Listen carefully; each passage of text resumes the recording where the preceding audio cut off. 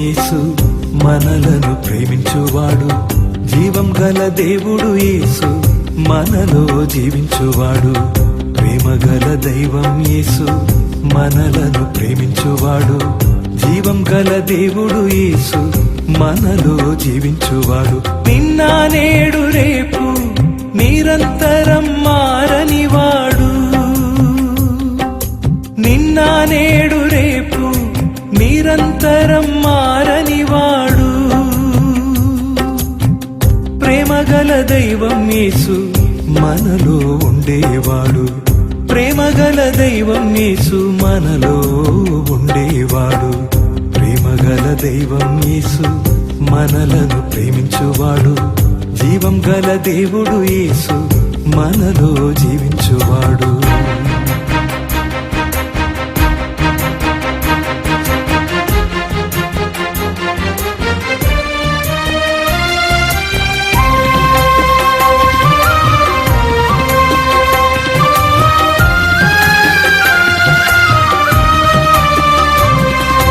బంగారముండగా మట్టిని వెతుకుతానా, మాణిక్యముండగా రాళ్లను కోరతానా.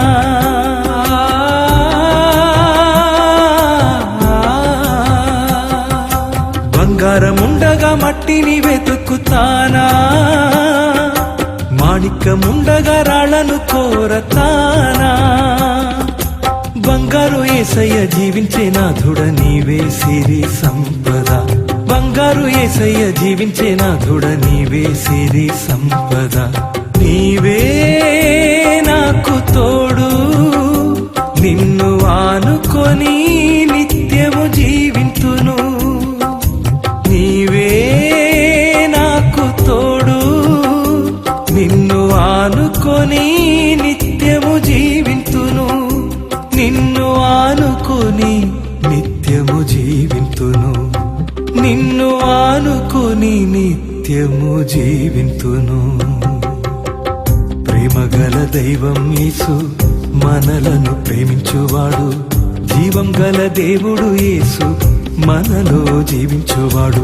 నిన్న నేడు రేపు నిరంతరం మారనివాడు. నిన్న నేడు రేపు నిరంతరం మారనివాడు. ప్రేమ గల దైవం యేసు మనలో ఉండేవాడు. ప్రేమ గల దైవం యేసు మనలో ఉండేవాడు. ప్రేమ గల దైవం యేసు మనలను ప్రేమించువాడు. జీవం గల దేవుడు యేసు మనలో జీవించువాడు.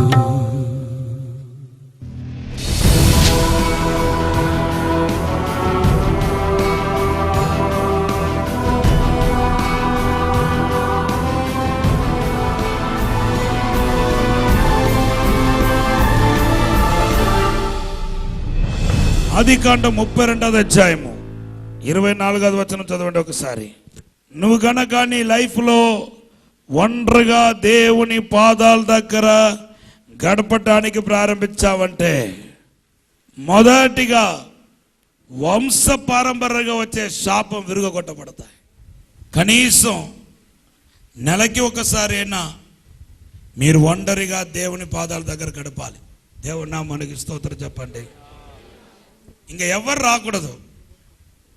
ఈవెన్ భార్య కూడా రాకూడదు, పిల్లలు కూడా రాకూడదు, లేకపోతే భర్త కూడా రాకూడదు. ఒక రోజు అంతా, నెలకి ఒక రోజు డైలీ దేవుని పాదాల దగ్గర గడపాలి. That is different. అవి కాకుండా నెలకి ఒక రోజు మార్నింగ్ నుండి టిల్ నైట్ దాకా.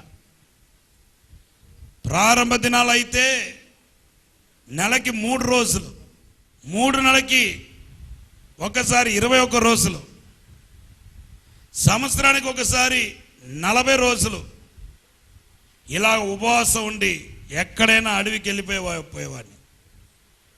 ఏకాంతమైన ప్రదేశానికి వెళ్ళిపోయేవాడిని. ఎవ్వరికి కనపడకుండా అటువంటి ప్రార్థనలో గడిపేవాడిని. గట్టిగా హల్లెలూయా చెప్పండి. ఇప్పుడు ఏం చేస్తున్నానంటే డైలీ సాయంత్రం మాత్రమే మీటింగ్ పెట్టుకొని ఉదయం నుండి సాయంత్రం దాకా దేవుని పాదాల దగ్గర ఉండటాన్ని నేర్చుకున్నాను. డైలీ అది ఇది డైలీ బేసిస్. అవి చాలదనిపిస్తుంది. ఇంకా నా ప్రార్థన జీవితం సరి చేయబడాలనిపిస్తుంది నాకు.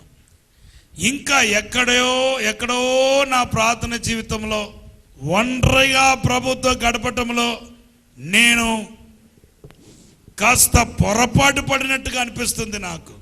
మీరు కూడా ఒక్కరికొకరు మీ ఆత్మ పరిశోధన చేసుకోండి. దేవనామానికి స్తోత్రం చెప్పండి. ఎందుకంటే ఏకాంత ప్రార్థన అంత సింపుల్గా తీసుకోపాకండి. ఏకాంత ప్రార్థన ప్రభు ప్రత్యక్షమగు ప్రార్థన, ప్రభు మాట్లాడుతున్న ప్రార్థన, సృష్టికర్త అయిన దేవుడు సృష్టితో కలుసుకుంటున్న ప్రార్థన అది. ఏకాంత ప్రార్థన నీకు విడుదలను, ఆశీర్వాదాన్ని, అద్భుతాన్ని, మేలును నీ జీవితానికి తీసుకుని వచ్చే ప్రార్థన. కొట్టండి గట్టిగా చేపట్లో దేవుని నామమును మహిమపరచండి. హల్లెలూయా. ఒక మనిషి తన ఏకాంతంగా దేవుడితో గడపటాన్ని నిర్లక్ష్యం చేస్తున్నాడంటే వాడు దేవుడికి దగ్గర ఉన్నంత మాని సైతానుకు దగ్గర అవుతున్నాడని అర్థం. మన ఆత్మ రక్షించబడింది కాబట్టి మన ఆత్మను సాతాను ముట్టలేడు. కానీ మన శరీరం పైన, మన ప్రాణం పైన వాడుకు అధికారం ఉంటాయి. డిప్రెషన్, అప్రెషన్, మనల్ని బాధపరచటం, మనల్ని గాయపరచటం, అనేక మంది చేత ఇన్సల్ట్ పొందినట్టుగా చేయటం, ఇలాగా అన్ని రకాలుగా సాతాను మనల్ని బాధ పెడతాడు. ఒంటి మీద రోగాలు తెచ్చిపెట్టడం, మనలను తీరని మెంటల్ టార్చర్ పెట్టడం, ఏదో తెలియని బాధ, ఏదో పోగొట్టుకున్నట్టు. అది ఏమనుకుంటున్నారు? అది మైండ్ అటాక్ అనమాట. అది ఇంటిలో సమృద్ధి ఉన్నా నీకు సమృద్ధి అనిపించడం లేదంటే అది అటాక్. అది నువ్వు సేవ చేసినా నీకు తృప్తి లేకపోతే అది అటాక్. అది ఏదో తెలియని ఆందోళన, ఏదో తెలియని బాధ, ఏదో తెలియని మనస్సులో వేదన, నువ్వు ఆ మార్గం నుండి వెళుతూ ఉన్నావంటే you are under the attack of Satan. సాతాను ఒక అటాక్ ఉంది.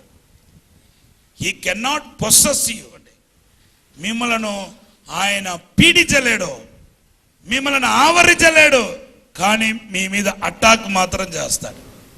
దేవుని నామానికి స్తోత్రం చెప్పండి. ఒక పెద్ద గోడ ఉంది, గోడ యువతలో ఉన్నావు, నీకు కిట్టని వాళ్ళమో గోడ అవతల ఉన్నారు. నిన్ను వచ్చి పట్టుకోపోవచ్చు, కానీ నీ మీద రాయి వేయవచ్చు, నిన్ను గాయపరచవచ్చు, లేకపోతే నిన్ను చెడ్డ మాటలు చెప్పి నిన్ను గాయపరచవచ్చు. అది నీ చెవులో వినపడతా? వినపడతాయి. గోడ ఒకటే ఉంది, వినపడతాయి. మనసులో గాయపరచబడతావు. ఒక రాయి విసిరితే ఆ రాయి పడితే తలక పగులుతాయి. ఇదే అనేక మంది ఒక జీవితంలో జరుగుతుంది. కానీ నేను స్ట్రాంగ్గా నమ్ముతున్నాను, మన అందరూ జీవితంలో ఉన్న ఈ శాపము విరుగా కొట్టబడిందని నేను సంపూర్ణంగా నమ్ముతున్నాను. నంబర్ 2, నువ్వు ఏకాంతమైన ప్రార్థన ఎన్నుకున్నావంటే, ఏకాంత ప్రార్థనకి ప్రాముఖ్యత ఇచ్చావంటే, రెండవదిగా ఏం జరుగుతుందంటే యెహెజ్కేలు గ్రంథము 9వ అధ్యాయము 8వ వచనం చదవండి. బోర్లబడి మొర పెడుతున్నాను అంటున్నాడు. దేవుని నామానికి స్తోత్రం చెప్పండి. ఏకాంతంగా మొర పెడుతున్నాడంట దేవుడికి యెహెజ్కేలు. దాని ఒక ప్రతిఫలం ఏంటంటే 3వ వచనంలో ఉంది చూడండి, 13. ఏకాంతమైన ప్రార్థనలో ఉన్నప్పుడు దేవుని యొక్క మహిమ దిగి వచ్చినట్టుగా మనం చూస్తున్నాం. మందిరాన్ని దేవుని మహిమ నింపినట్టుగా మన పరిశుద్ధ గ్రంథంలో చూస్తున్నాం. గట్టిగా హల్లెలూయా చెప్పండి. ఇక్కడ మందిరం అంటే సేవను చూపిస్తుంది. నీ సేవలో మహిమ తీసుకొచ్చేది ఏదంటే నువ్వు ఏకాంతంగా దేవుని పాదాల దగ్గర గడపటం. ఎంత ఎక్కువ దేవుని పాదాల దగ్గర గడుపుతావో, ఎంత ఎక్కువ దేవుని సన్నిధిలో గడుపుతావో, అంతంతకు నీలో ఉన్న మహిమ వెల్లడి అవటానికి ప్రారంభిస్తాయి. ఎంత ఎక్కువ దేవుని పాదాల దగ్గర గడుపుతావో అంతంతకు నువ్వు ఆశీర్వదించబడతావు, ఇతరులకు ఆశీర్వాదం అవుతావు. ఈ యెహెజ్కేలు చేత ప్రభు ఏమంటున్నాడంటే, యెరూషలేము కోసం విలాపించే వారందరినీ నశించిపోకుండా వారు కూడా ఇతరులతో పాటు నాశనం కాకుండా ముద్ర వేయి అంటున్నాడు. గట్టిగా హల్లెలూయా చెప్పండి. ముద్ర వేయటానికి, నాశనం రాకుండా ఇతరులకు ముద్ర వేయటానికి యోగ్యుడు ఎవరు చెప్పండి? ఏకాంత ప్రార్థనలో గడిపేవాడు. గట్టిగా హల్లెలూయా చెప్పండి. ఇతరులను భద్రపరచగలిగిన ఏకైక వ్యక్తి ఎవరంటే దేవుని కుమారుడా, ముద్ర వేయబడిన నువ్వు, ఏకాంత ప్రార్థనలు ఉన్నావు నువ్వు. హల్లెలూయా. ఎంత ఎక్కువ నువ్వు ఏకాంత ప్రార్థనలు గడుపుతావో అంతంతకు నువ్వు రూపాంతరపరచుకుంటూ వస్తావు. గట్టిగా హల్లెలూయా చెప్పండి. సో ఏకాంత ప్రార్థనలు ఉన్నవాడు తన సేవలో దేవుని మహిమను చూడగలుగుతాడు. మహిమ ఎప్పుడు అసాధారణమైన కార్యాన్ని జరిగిస్తాయి. కొట్టండి గట్టిగా చప్పట్లు, దేవుని ఆపరచండి. ఒక ఉదాహరణ ఏంటంటే నిర్గమకాండం 16వ అధ్యాయము 10వ వచనంలో చూస్తే, దేవుని బిడ్డలారా మహిమ దిగగానే అక్కడ ఎక్కడైతే మహిమ దిగిందో అక్కడ పరలోకం నుండి మన్నా కుమ్మరించబడింది. పాత నిబంధనలో జరిగిన ఒక్క అద్భుతం,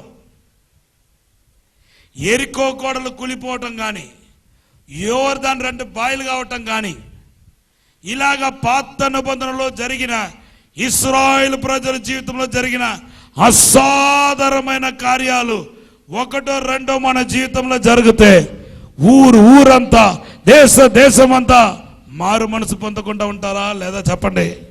ఖచ్చితంగా పొందుతారు. దేవుని బిడ్డలారా, దానికి నువ్వు వెల చెల్లించాలి, దానికి నువ్వు క్రయం చెల్లించాలి. ఆ క్రయం ఏంటంటే నువ్వు దేవుని పాదాల దగ్గర గడపటం, ఏకాంత ప్రార్థనకి సమయం ఇవ్వటం.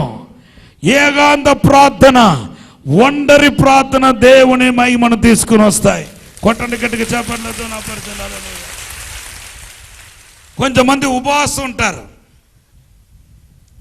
ఉపవాసం ఉన్న తర్వాత ఉపవాసంలో ఉన్న తీవ్రత మరలా ఉపవాసం అయిపోయిన తర్వాత ఉండదు. నీరసపడిపోవటమో, బలహీనమైపోవటమో, ప్రార్థన కంప్లీట్గా చేయకపోవటమో ఆ స్థాయికి చేరుకుంటారు. దానికి బదులుగా డైలీ బేసిస్ మీద డైలీ దేవుని పాదాల దగ్గర ఒక 4 గంటలో 5 గంటలో 6 గంటలో అలాగ బలం గుంచుకొని ఆ మహిమలో ఎదుగుతూ, ఆ అభిషేకంలో ఎదుగుతూ నువ్వు ముందుకు సాగిపోతుంటే కొన్ని వేల మందిని దేవుడు నీకు అప్పగించగలుగుతాడు. దేవుని మహిమ దిగుతాయి. కనీసం దేవుని మహిమ దిగినప్పుడు పాత నిబంధనలో జరిగిన అద్భుతం లాంటిది జరగపోయినా కనీసం యెషయా గ్రంథము 60వ అధ్యాయంలో రాయబడిన 22 వచనంలో రాయబడిన వాగ్దానం నెరవేర్పును చూడగలుగుతావు. దాంట్లో ఒక వాగ్దానం ఏంటంటే 6వ వచనంలో ఉంది, జనాలకు ఐశ్వర్యము నీ యొద్దకు వచ్చును. వాటండి గట్టిగా చెప్పండి హల్లెలూయా. ఈరోజు చాలా మంది దర్శనాలు నెరవేర్చబడటానికి పెద్ద బ్రేక్ ఏదంటే ధనం లేకపోవటం. ఎంతో మందికి ఊర్లో పెద్ద మీటింగ్ పెట్టాలని ఆశ, కొన్ని వేల మందిని పోగు చేసి అద్భుతాలు స్వస్థతలు చేసేవారు తీసుకుని రావాలని ఆశ, మందిరం కట్టాలని ఆశ. ఎక్కడెక్కడైతే సేవకి వెళ్తున్నారో అక్కడంతా ఒక్కొక్క మందిరం కట్టాలని ఆశ. ఊర్లో, సొంత ఊర్లో, పుట్టి పెరిగిన ఊర్లో ఒక మందిరం కట్టాలని ఆశ. ఇన్ని ఆశలు ఉన్నా ఒక్కటి కూడా నెరవేర్చబడకపోవటానికి అలా కారణం ఏంటంటే నీకు శక్తి లేక కాదు, ఆసక్తి లేక కాదు, డబ్బు లేక.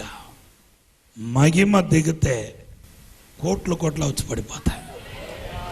ఆ మహిమ నువ్వు ఏకాంతంగా దేవునితో గడుపుతున్నప్పుడు దిగి వస్తాయి. కొట్టండి గట్టిగా చెప్పట్లో. నంబర్ 3 దానియేలు గ్రంథము 10వ అధ్యాయం 8వ వచనం చదవండి. ఒంటరితనాన్ని ఎన్నుకుంటే, ఏకాంతంగా ప్రభుతో ఉండటాన్ని ఎన్నుకుంటే, ఇక్కడ దానియేలు ఎన్నుకున్నాడు. గట్టిగా హల్లెలూయా చెప్పండి. దానియేలు గ్రంథము 9వ అధ్యాయంలో రాయబడి ఉంది. ఉపవాసం ఉండి ప్రార్థన చేస్తున్నాడంట. గట్టిగా హల్లెలూయా చెప్పండి. ఇటువంటి ఉపవాస ప్రార్థనలు ఉన్నప్పుడు దేవుడు మాట్లాడుతున్నాడు, ప్రియమైన వాడని మాట్లాడుతున్నాడు. తర్వాత జరగబోతున్న వాటి గురించి దర్శనాలు కలుగుతుంది. నువ్వు ఒంటరి వాడుగా ఉంటే ప్రభు నీతో దర్శనాల ద్వారా మాట్లాడటానికి ప్రారంభిస్తాడు. నీ ఆత్మీయ నేత్రాలు తెరవబడి దర్శనాల ద్వారా దేవుడు మాట్లాడటానికి ప్రారంభిస్తాడు. అపోస్తుల కార్యంలో దేవుని బిడ్డలారా అద్భుతమైన వాగ్దానము. అపోస్తుల కార్యం 2వ అధ్యాయంలో రాయబడిన వాగ్దానం ఏంటంటే 18-19లో రాయబడి ఉంది. ఏమని రాయబడి ఉందంటే, ఇదిగో అంచె దినంలో మనుషులందరి పైన నా ఆత్మను కుమ్మరిస్తాను. అలా కుమ్మరించినప్పుడు ఏం జరుగుతుందంటే, కొంచెమంది ఏమో ప్రవచిస్తారు, కొంచెమంది ఏమో దేవుని బిడ్డలారా కలలు కంటారు, మరికొందరు ఏమో దర్శనాలు చూస్తారు. గట్టిగా చప్పట్లు కొడుతావు పరిచయం. హల్లెలూయా. ఈ ఆత్మ సంబంధమైన ప్రపంచంలో నువ్వు అడుగు పెట్టాలంటే ఏకాంత ప్రార్థన ఎన్నుకోవాలి. నువ్వు గనక ఏకాంత ప్రార్థన పరుడు అయితే, ఏకాంతంగా దేవుని పాదాల దగ్గర గడిపే వ్యక్తి అయితే, నీ విశ్వాసులు కూడా అదే కోరుకుంటారు. ఏకాంత ప్రార్థన కావాలంటారు. నువ్వు దర్శనం చూసినట్టు నువ్వు రోజుకు ఒక దర్శనం చూస్తే వాళ్ళు 10 చూస్తారు. నువ్వు ప్రవచనం చెప్పేవాడైతే వాళ్ళు నీకంటే ఇంకా సూపర్ ప్రవచనాలు చెప్తారు. ఏకాంత ప్రార్థన నిన్ను దర్శనంలోనికి నడిపిస్తాయి, ఆత్మీయంగా నిన్ను బలపరుస్తాయి. కళల ద్వారా మాట్లాడటానికి దేవుడు కళల ద్వారా మాట్లాడతాడు, దర్శనం ద్వారా మాట్లాడతాడు, ప్రవచనం ద్వారా మాట్లాడతాడు. దేవుని యొక్క స్వరం నీ చెవుల మారు మ్రోగటానికి ప్రారంభిస్తాయి. గట్టిగా చప్పట్లు కొట్టి పరిచయం. హల్లెలూయా.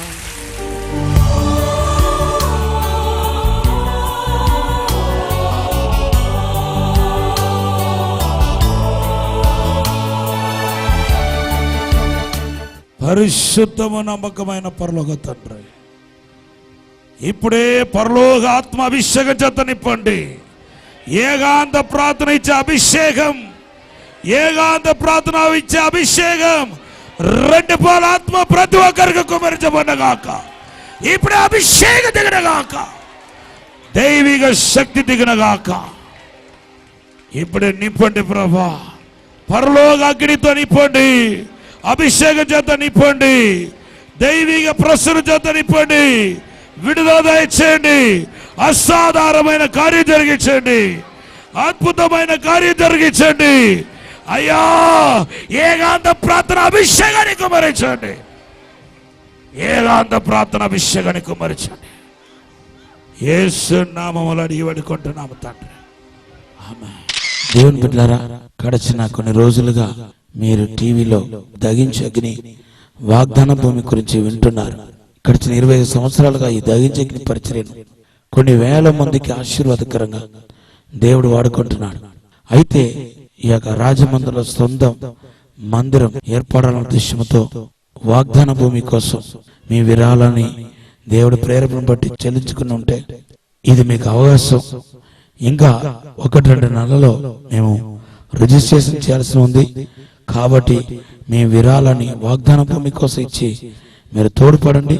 ఈ వాగ్దాన భూమి కోసం ఇచ్చిన ప్రతి ఒక్కరిని దేవుడు 100 రెట్లు దీవించబోతున్నాడు. అంతేకాదు, నాతో దేవుడు స్పష్టంగా చెప్పాడు, ఎవరైతే ఈ వాగ్దాన భూమి కోసం వాగ్దానం చేస్తున్నారో వారు వాగ్దానం చేసిన వాటికి 2 రెట్లు దేవుడు వారు మొక్కుబడి చేసిన దిన లోపలనే ఇవ్వబోతున్నట్టుగా దేవుడు చెప్పాడు. 1 వంతును మీరు వాడుకోవచ్చు. 1 వంతును ఈ యొక్క వాగ్దాన భూమి కోసం మీరు వాగ్దానం చేసినట్టుగా మీరు ఇవ్వచ్చు. ఖచ్చితంగా మీరు మీ కుటుంబం ఆశీర్వదించబడతారు. కాబట్టి ప్రేరేపించబడిన వాళ్ళు మా bank account details. Account name దహించు అగ్ని trust. Axis bank account number 10701010193566.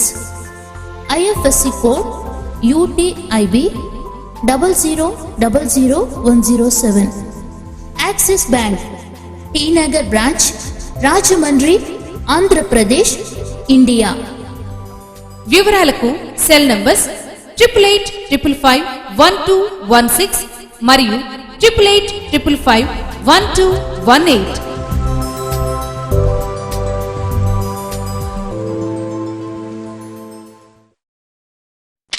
సత్వేడు అంటే చిత్తూరు జిల్లా తమిళనాడు బార్డర్ నుండి వచ్చాడంట.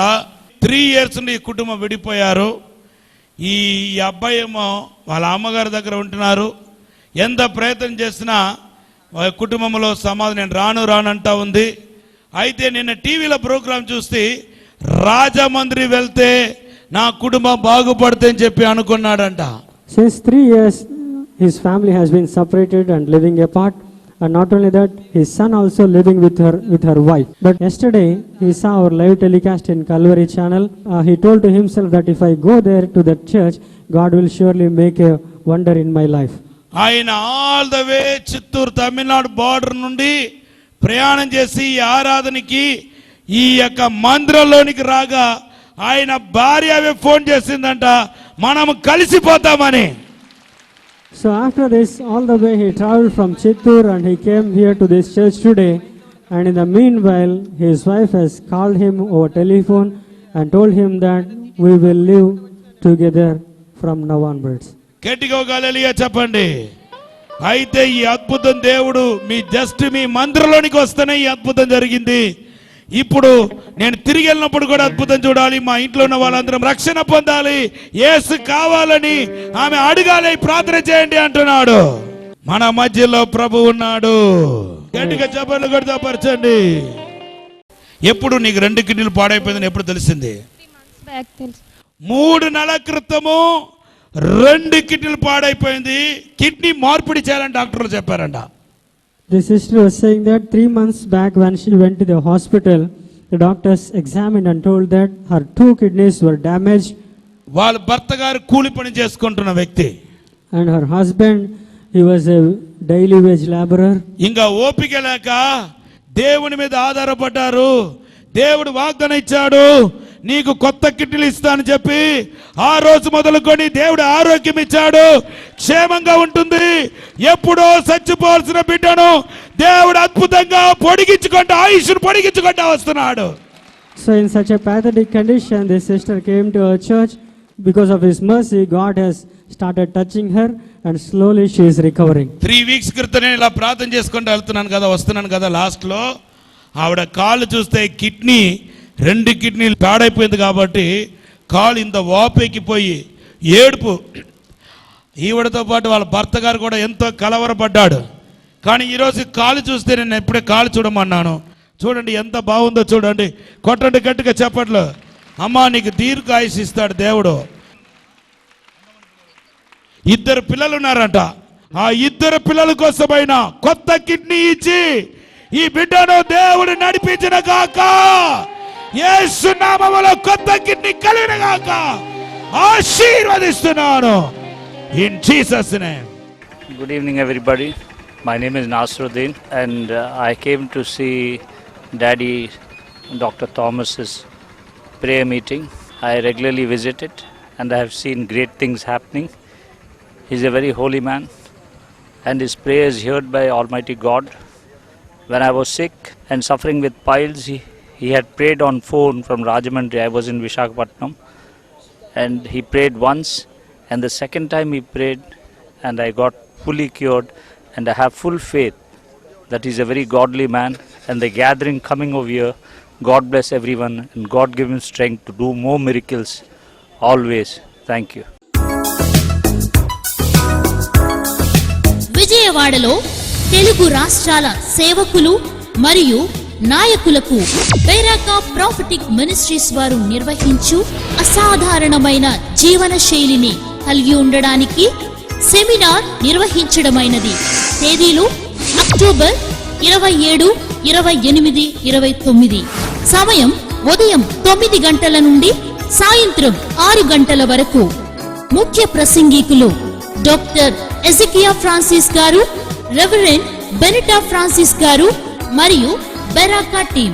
రిజిస్ట్రేషన్ ఫీజ్ 600 రూపాయలు మాత్రమే. స్థలం A+ convention centre, Bandar road, Vijayawada. వివరాలకు 9299994988. రాజమహేంద్రవరంలో దహించు అగ్ని సంపూర్ణ రాత్రి ప్రార్థనా కూడిక అక్టోబర్ 28వ తేదీన రాత్రి 8 గంటల నుండి ప్రారంభించబడును. స్థలం దహించు అగ్ని ఆడిటోరియం, నటరాజ్ థియేటర్, రాజమహేంద్రవరం. సికింద్రాబాద్ లో దహించు అగ్ని కుటుంబ ఆశీర్వాద కూడిక అక్టోబర్ 29వ తేదీన సాయంత్రం 5:30 నుండి ప్రారంభించబడును. ముఖ్య ప్రసంగికులు డాక్టర్ షీబా థామస్ గారు, దహించు అగ్ని మినిస్ట్రీస్, రాజమండ్రి. స్థలం Harihara Kalabhavan, Patny centre, Secunderabad. Cell 9494940074 and 75.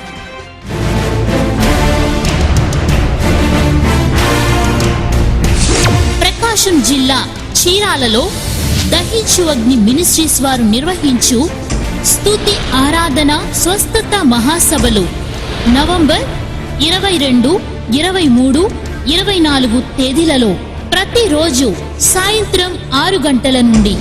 ముఖ్య ప్రసంగికులు డాక్టర్ థామస్ గారు, డాక్టర్ షీబా థామస్ గారు మరియు డాక్టర్ జయశీలన్ గారు, చెన్నై. మీ కొరకు వాక్య పరిచర్య చేసి మిమ్ములను ఆరాధనలో నడిపించి ప్రతి ఒక్కరి కొరకు ప్రత్యేకముగా ప్రార్థించనున్నారు. ఈ కూడికకు అందరూ ఆహ్వానితులే. స్థలం Saint marks centenary Lutheran church grounds, Chirala. వివరాలకు 9494940072. ఈ కార్యక్రమాన్ని చూసి మీరు ఆశీర్వదించబడినట్లయితే దహించు అగ్ని టీవీ పరిచర్యకు సహకరించండి. అకౌంట్ నేమ్ దహించు అగ్ని trust. SBI account number 357222444370. State Bank of India, main branch, Rajamahendravaram. Our address doctor Thomas, దహించు అగ్ని మినిస్ట్రీస్, తుమ్మలావా, రాజమహేంద్రవరం.